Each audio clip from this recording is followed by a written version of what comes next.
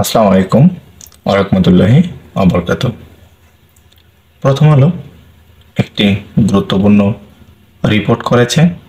আমি সেই প্রথম আলো রিপোর্টটি আজ বিশ্লেষণ করার চেষ্টা করব। প্রথম আলো লিখেছে, ঋণ 18 লাখ কোটি, পাচার 17 লাখ কোটি। এটাই তো শেখ হাসিনার উপহার, বলেছেন রুহুল কবির রিজভী।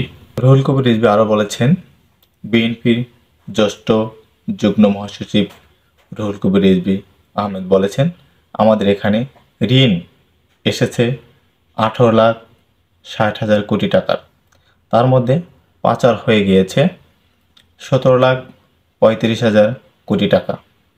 এটাই তো শেখ হাসিনার উপহার, এটাই তো শেখ হাসিনার অবদান। অথচ খালেদা জিয়ার এবং মহান স্বাধীনতার ঘোষক জিয়াউর রহমান কই, খুঁজে তো একটাও দুর্নীতি বের করতে পারেননি। কত মিথ্যা অভিযোগ দিয়েছেন, অপতথ্য দিয়েছেন, কুৎসা রটিয়েছেন, কিন্তু দেশপ্রেমিক সৎ তার বিরুদ্ধে কুৎসা রটিয়ে তা টেকানো যায় না। আজ রোববার বিকেলের লালমনিরহাটে সদরে শহীদ আবুল কাশেম মহাবিদ্যালয় মাঠে জিয়া স্মৃতি ফুটবল টুর্নামেন্ট চতুর্থ দিনে আয়োজিত অনুষ্ঠানে রুহুল কবির রিজভী একথা বলেন। উল্লেখ্য, পদত্যাগের সময় শেখ হাসিনার সরকার 18,36,000 কোটি টাকা ঋণ রেখে গিয়েছে।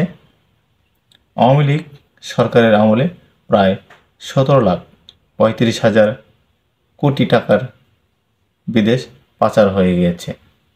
এই হলো আওয়ামী লীগের চিত্র।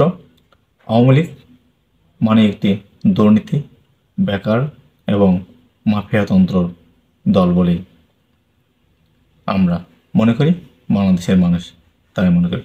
এই বলে আমার সংক্ষিপ্ত বিশ্লেষণ শেষ করছি। আসসালামু আলাইকুম ওয়া রাহমাতুল্লাহি ওয়া বারাকাতুহু।